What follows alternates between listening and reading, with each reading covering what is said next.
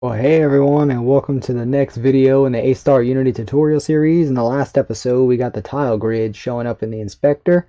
Let's go ahead and run that again and show you. Before we do that, go ahead and set the main camera to 5x negative 5y, and then inside the grid behavior, the code that I had here from the main camera, take that out and actually put vector 3.0 here. It's going to allow the camera to be offset accordingly, so that way we can actually see the grid in the middle of the screen.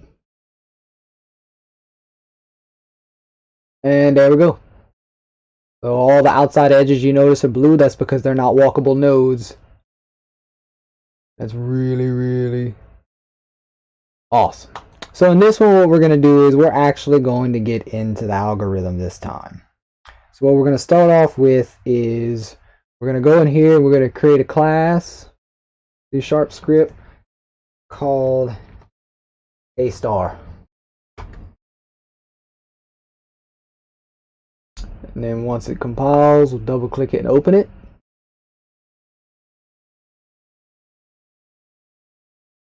Here we go. This will not be a monobehavior class. It will actually be, we're actually going to make this a static class. We can call A-Star anywhere in the program. You don't need to be in the inspector or anything. All this is going to do is run an algorithm and kick back a list of nodes for us to traverse inside the grid. That's all we're going to do. So let's go over first and a little bit about the A-Star algorithm. Yeah, a little bit of documentation on it and understand, what actually is the A-Star. So we'll go ahead inside of here and we'll get to start coding it very shortly. What we're going to need first is, so as I was saying before, the A-Star algorithm is a pathfinding algorithm used to find the shortest path between 2 points. Basically what it's going to do is it's going to evaluate the points using a heuristic value, which is also known as your H-score. Okay, so this is your heuristic. What it means is there's also going to be a movement cost from the current point where you're at now to its neighbor. That's going to be your G count. And then there's the F-score, which is calculated by adding the heuristic value to the G-score.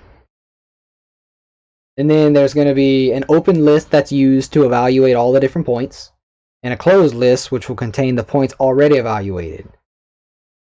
And each point will have a parent associated with it. So what's a heuristic value? You heard that. Well, a heuristic is the value estimated movement cost to move from the point that you're at to the last point of the path where you're going. If you're in the middle of the grid and you're 10 tiles away from the end node, it's the distance between you of the current point to the end node. It's calculated using the Manhattan method. So basically what it is it's calculated by the total number of points moved horizontally and vertically to reach the goal point. And it'll ignore any diagonal movement between them and the weight. So the G cost is actually the movement cost from a point to its neighbor. The way you figure out the G cost is you're going to take the G cost of the parent and add 10 or 14, depending on whether you move diagonal, which is 10, or orthogonal, from the parent square, which would be 14. And then the F cost, you just return the 2. And the way we try to find the correct path, like what node do we go to next, that is calculated by adding the G-score and the H-score and then sorting it with the lowest F cost. The one that has the lowest F cost, so if you have a grid like this, which is, this is go-to example. If you have a grid that's like this, okay, come into here. If you're in the middle here, you got to try to find the F cost of all of these to see which one's the lowest. Oh, well, this one has the lowest X cost. This is going to be your next node. This is going to be the node it's going to move to. That's how what we're going to be doing with the f-cost. So now we can go ahead and get into the algorithm. And of course, I'm going to go into more detail about it as we go through it. We'll just go ahead and start kicking off the coding. So what we're going to do now is, there's some pseudocode examples we're going to do. So the first thing, let's go ahead and get set up our properties. So we got ourselves a static class here. What we're going to do, so we're going to have a function. We have one function. It's going to do one thing. Public static list of node. Run a star. It's going to take in a node to start from, and then the node you're trying to go to.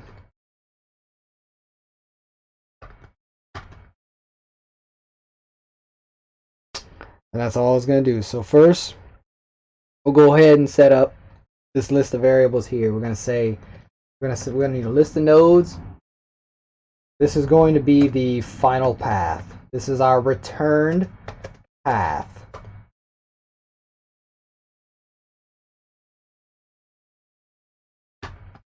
Okay, and then we'll have another list of nodes for the open list.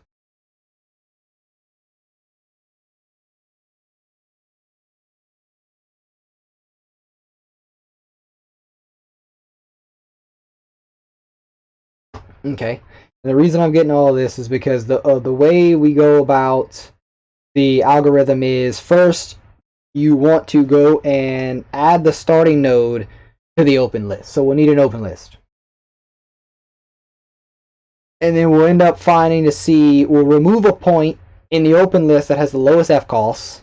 That'll be the current one to evaluate. And then we're going to add it to the closed list. So we need an open list, and then we'll go ahead and need a closed list.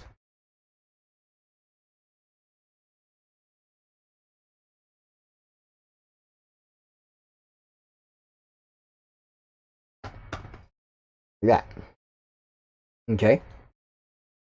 And then we're going to go ahead and say, let's go ahead and make a temporary variable. We're going to call it current node. This is the one that's currently being evaluated. We'll keep it as reference. First thing, so first step in the algorithm, you add the start node to the open list for evaluation. So what we're going to do is simply go open list dot add, and that's the start node that we passed in. That's the first step. Okay, and then we'll do 1.1 before we get to step 2. While the open list has a count greater than 0, continue finding path.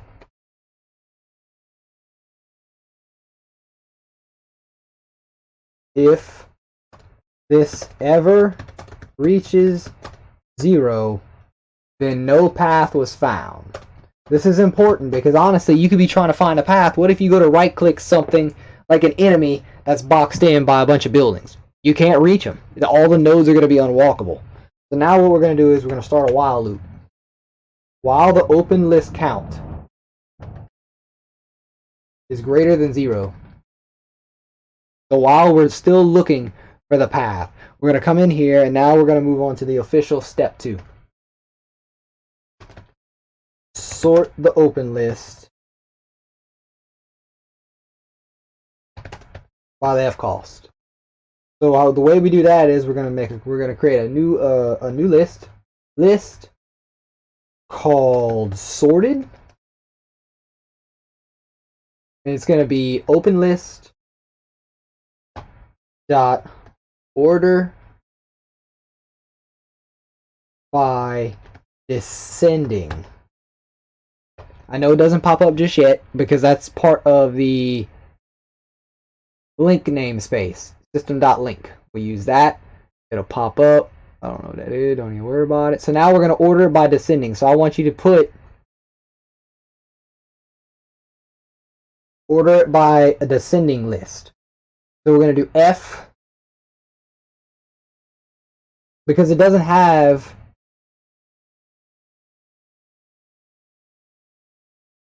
the order by ascending except that the first argument could not be found. So order by ascending, you can do F, and then so we'll do order by ascending node. You can name this by anything about it. So what this I'm doing now is this is a function that's going to take a lambda expression. A lambda expression, you can come into here, you can just type in whatever you want as the variable name. So we'll do name. We're going to do node dot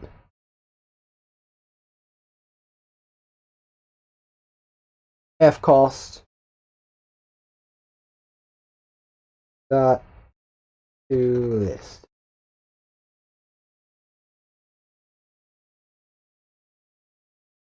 Order by ascending. It doesn't contain a definition for ascending. So what we're going to do is we're going to change this to descending, and we're going to keep it just the way it is. So we're going to do node. So for each node in this list, sort it based on its f cost. Now remember, this is in descending, so it's going to start with the highest f cost first, and that's not what we want. So all we have to do now is call sorted dot reverse. This is going to take the entire list and reverse it. So this is going to give you the entire f cost from highest to lowest, and then it's going to reverse it to where it's the lowest first to the highest. That's what we want. We want the lowest f cost, and we know the lowest f cost is going to be the first node in the list. So now what we'll do is we're going to go here. We're going to say 3.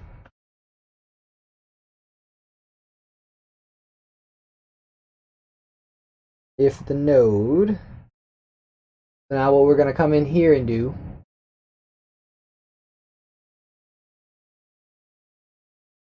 is we need to check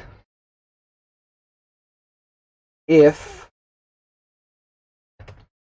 the goal node is in the open list. Okay, because if it is in the open list, remember, it's going to be the last one in the list. That means we finally reached our goal. So what we would do is we would say, hey, if open list dot contains the goal node, current node set to goal node, final path, we're going to add it to the final path,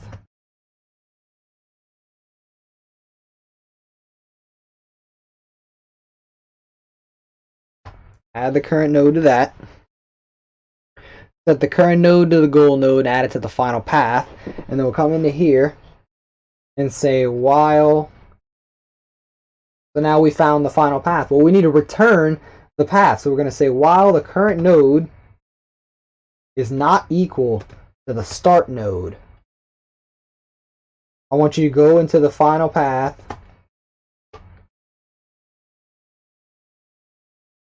and I want you to add the current node parent.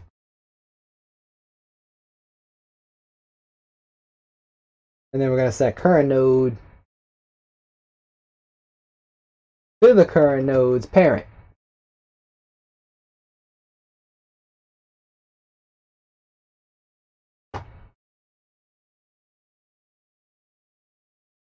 And then now we break the loop. Okay, so what's happening here? I'm not trying to scare you. So we get the current node, go to the open list, okay? While the list is greater than 0, that means there was a path that was found. So we're going to come into here and sort it. And we're going to say, hey, if the open list contains the goal node, we found the final path. We just need to return it. So take the current node, which is now set it as a goal node, add it to the final path. The final path now has the goal node in it. While the current node is not equal to the start node, we're going to say, hey, go in the final path list, add the parent of this current node. So first you have the goal node. Now you have the goal node's parent. That's what we're adding here. And then we're going to set the current node to that one. And then we're going to come back into here. Is it equal to the start node? It's not. Okay, current node, grab its parent. Basically, this chains all the way back up the list to the very beginning. That's all this does. And then we break this while loop here. That's all that we're going to do. So, now that we broke through that, what we're going to do here, that's if that happens. Well, if it doesn't happen, so if you come into here and you say, hey, while is greater than 0, if it doesn't contain the goal node, we haven't found the end node yet. So now we've got to do some stuff. So we'll come into here and we'll say set current node to the first element in the sorted list. Has the lowest F cost. And how do we do that? We just do current node set to sorted 0. So now we got the very first, so now we got the next node in the path that we're trying to find. So now that it's being set there, we got to remove it from the open list, just like we did here. So now we remove the current node from the open list because it has been evaluated, okay? For evaluation. Open list dot remove the current node. Okay, now we add the current node to the closed list.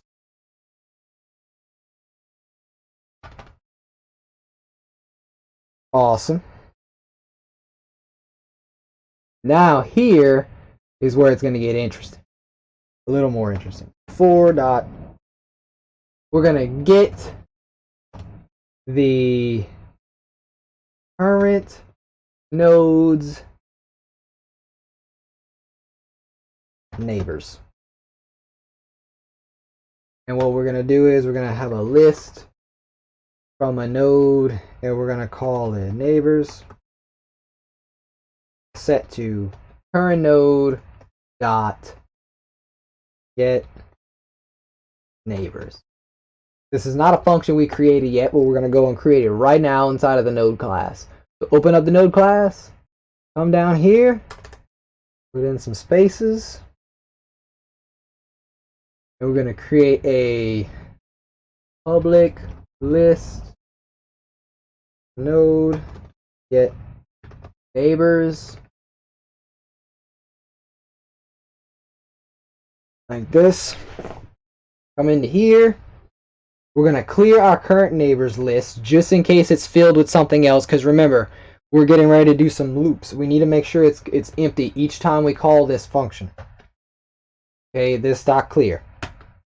For loop, it's going to be less than, so I is less than -1, while I is less than equal to 1.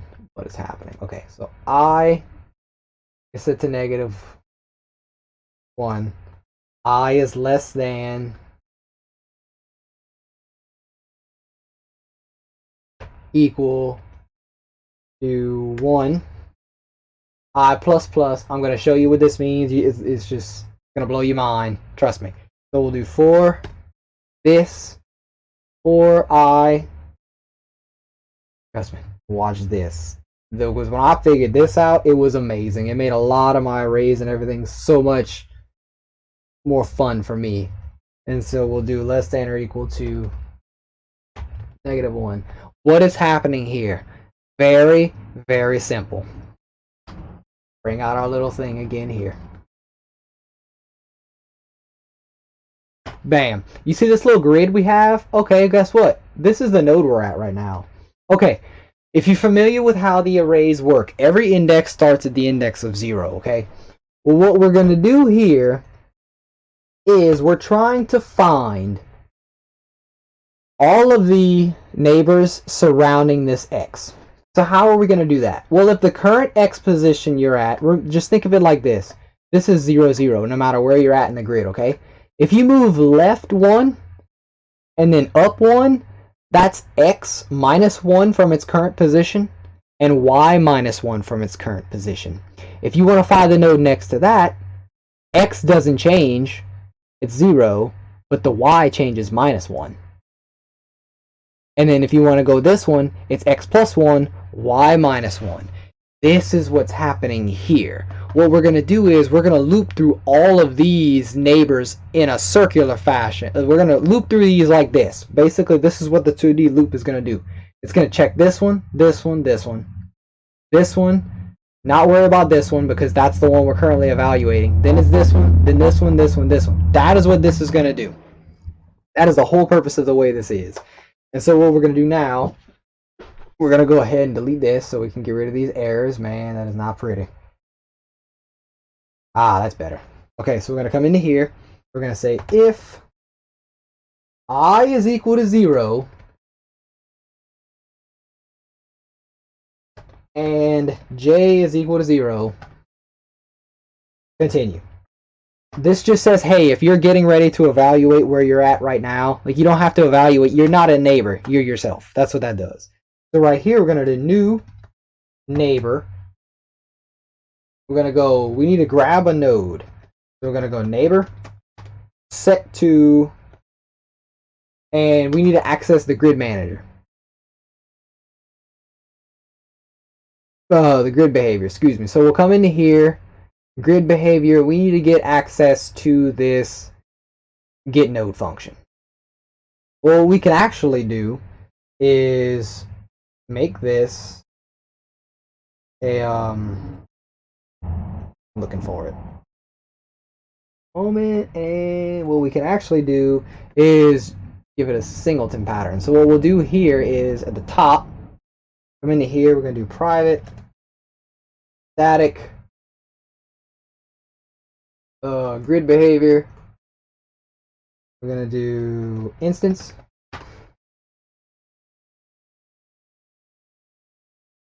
Alright, and then what we'll do is we'll go here and we'll say public static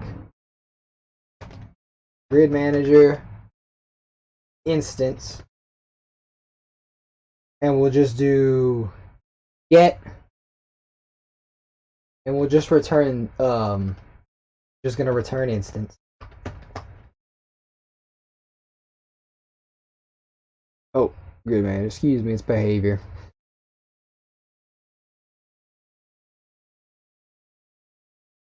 Okay, so we'll just do this, and then inside of start, we're going to go ahead and say instance is set to this instance.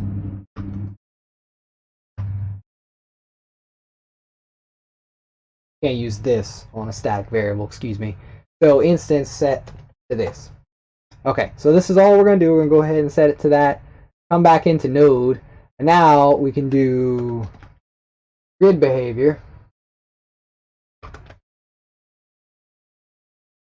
Dot instance dot get node at the x and y position of I and j.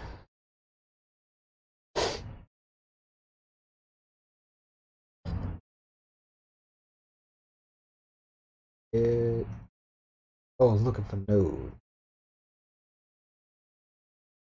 Okay. So then we'll come into here and we'll get node, and it's going to be get node at this dot x, which is this current node's x, plus the I position at this node's y plus j position.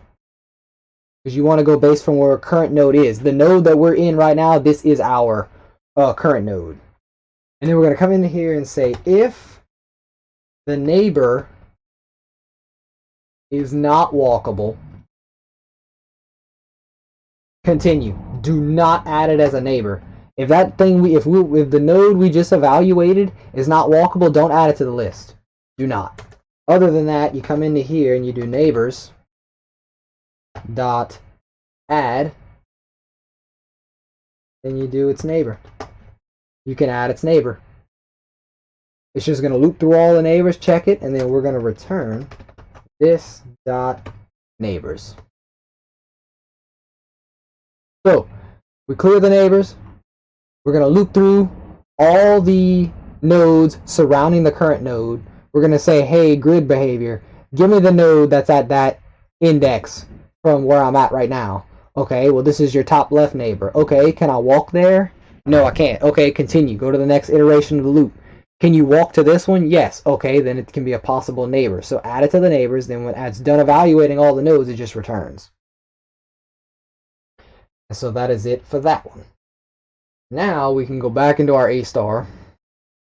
And now we can do current node, not get neighbors. Works.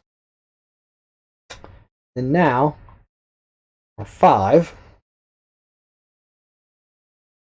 Gonna be, you gotta check the neighbors. For each node.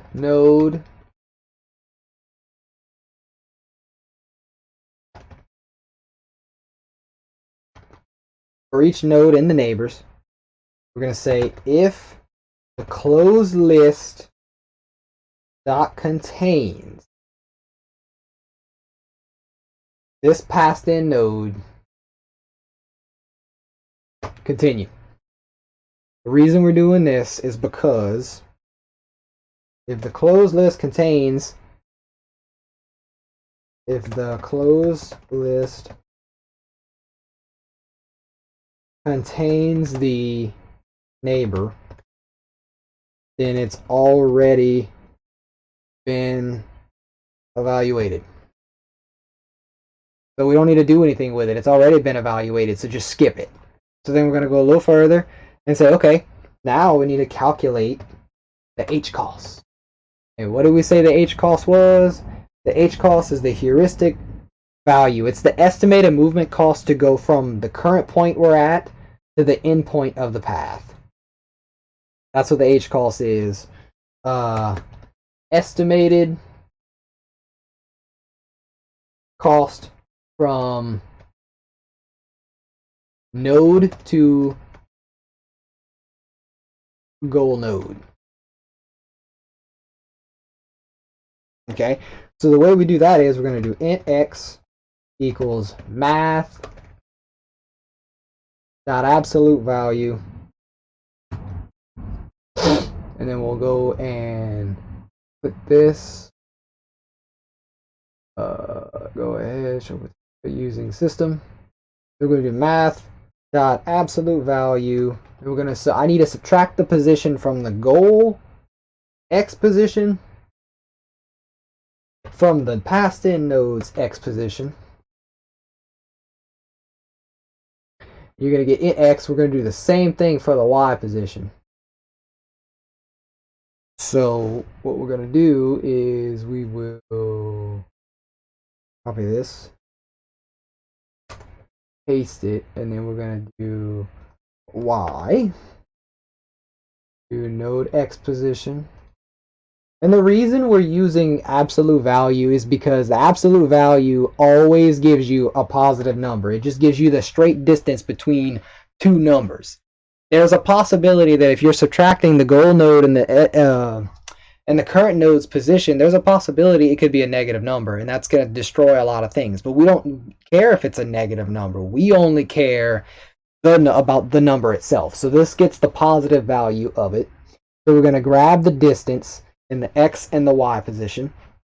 And now the nodes dot h cost is going to be at its x, at its y value, and then multiply it times 10. And the reason we're multiplying it by 10 is because which is the movement cost for moving 1 point horizontal or 1 point vertical. That's why we're using 10. You move up or down, it's a 10 cost. And you want to know what the distance is in x and y from the goal node. So that's why we're going to do this formula here. And then what we're going to do next is get the distance between the neighbor and current node to determine its move cost. So all we're going to do now is do int x differential node dot x position minus the current nodes dot x position. So now you're just getting the distance between the current node you're at and its neighbor. That's all you're doing. So node dot y position minus current node dot y position. We'll go ahead and fix this.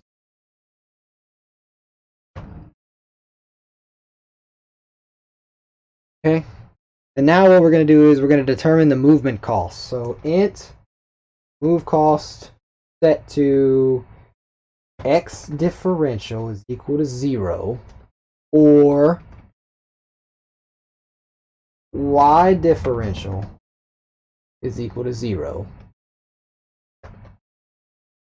We're going to do tertiary operator 10, 14.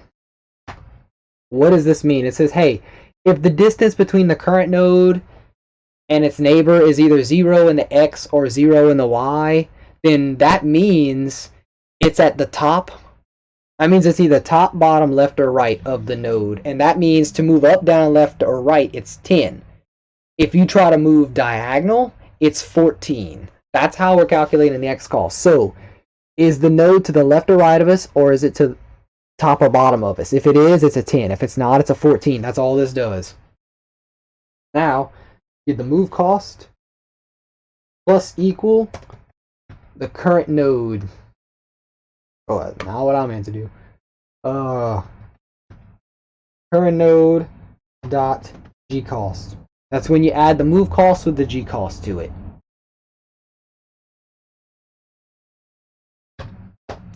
And remember, the g cost is the movement cost from a point to its neighbor. Okay, that's what we do there. And we got one more part. Number 6. Now that that's all happened, we need to see if the move cost is less than the neighbor's g cost, or the neighbor is not in the open list. We're going to add it for evaluation. So we do if move cost is less than the passed in node's g cost, or the open list doesn't contain that node,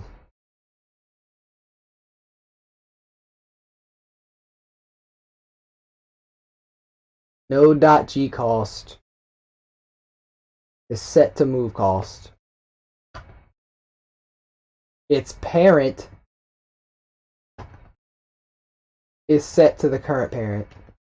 Current node's parent, excuse me, the current node.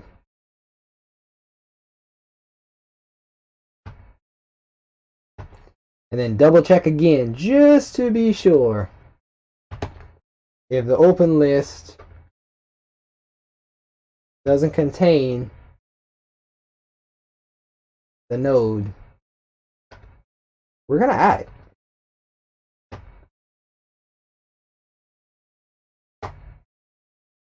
So this, then added for evaluation. This is going to be added. So basically it's saying like, hey, if the move cost we calculated is less than the neighbor's G cost, or this node's never been evaluated, then we need to set its G cost to this move cost. And then we need to set its parent to the current node. And then we'll add it to the open list if it's not there for evaluation. Then we're going to come right here, get out of everything, and we're going to return final path. I know this might seem like it's a lot, and I know it is. So we're going to come back up into here, because the final portion, because if the goal contains, this is actually number 7 here. I didn't want to put 7 first and confuse everybody, but this is actually number 7. And that's how the algorithm is going to work. You're going to come up to here, get all these temp variables, add it to the open list so it can be evaluated. While the open list is a count greater than 0, continue looking for a path. If it ever reaches a 0, then that means there was no path found. So we're going to sort the open list by the F cost. Okay? If the goal node's in the open list, you found the path. That means we've made it. So the current node's set to goal, add it to the final path list, and we're going to say, hey, while the current node is not equal to the start, add the current node's parent, and then set current node to its parent. So it's going to just generate back up the list, starting from the goal to the beginning. That's all it's going to do, and then it'll break. When it breaks out of this loop, it's going to come all the way down here and return the final path. If it doesn't contain the goal node, that means it hasn't been found yet. We're still looking for it. So grab the sorted list, set that to your current node, remove it from the open list because it's been evaluated. Put it in the closed list for evaluation. Get that current node's neighbors. For each node in the list, if the closed list contains it, it's already been evaluated. Just skip it. Else, we're going to calculate the edge cost by saying, hey, what's the distance between me and the goal node? And multiply it by 10, because it's only going to move, it's going to go up or down. And it's going to say, okay, well, that's the H cost. Well, we need to calculate the move cost. So what's the difference between me and the node next to me, my neighbor? Well, it's either are you below me or on top of me? Are you to the left of me or the right of me? If you're either of those, then you get a 10 cost. If you're diagonal from me, you get a 14. Now I want to take that and add it to my G cost. If for some reason that cost is less than the passed in node, the neighbor's cost, or the neighbor's not in the list, we need to set the neighbor's G cost, set its parent to the current node, and then add it to the open list if it's not in there. This is the entire algorithm in its entirety. Now that we got all of that situated, what we need to do now, we're going to start showing this visually in the next episode. Right now, I just wanted to get this, let it soak in. It's a lot of information, I know. And we're going to go over it again. So, this is the A-star algorithm. We got the grid behavior and everything set up. What we're going to do next time is start getting some interaction and start changing it inside of the grid behavior to where we can left-click and right-click to choose our start node and end node. And then we'll start drawing paths on the grid. But for now, I thank y'all for joining with me so far. Thank you for sticking with me for this long video. Hope to see y'all in the next one. I appreciate it. Bye.